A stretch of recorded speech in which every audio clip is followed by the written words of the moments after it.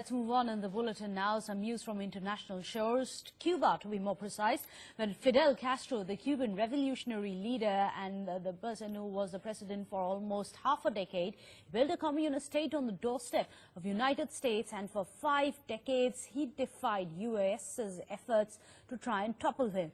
And unfortunately, he's passed away today. Well, Castro has been in poor health ever since an intestinal ailment which nearly killed him in 2006. Then formally he ceded power to his younger brother 2 years later, Raul Castro.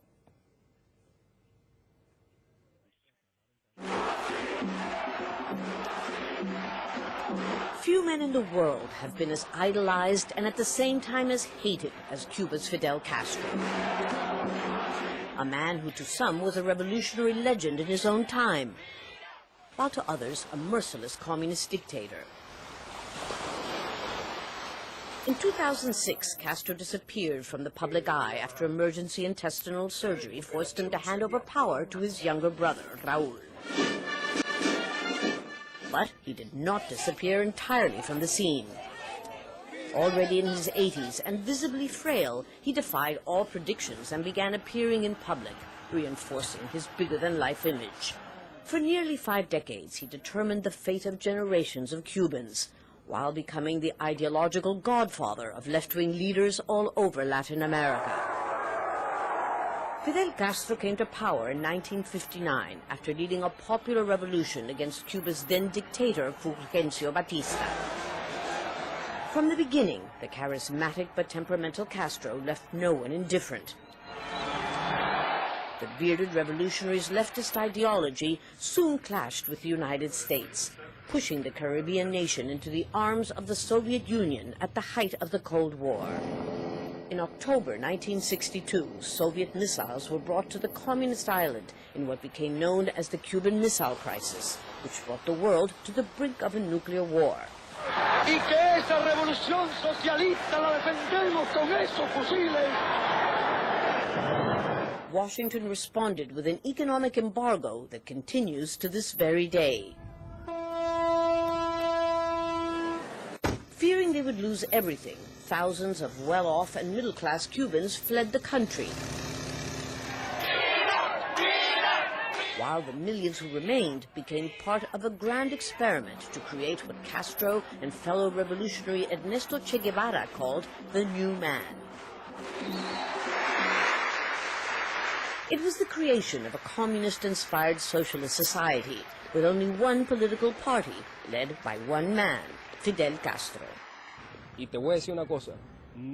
I'm going to tell you something. He will never be absent. His ideas will last forever. Castro's revolution did provide education and health care to all, and did much to address racial inequality.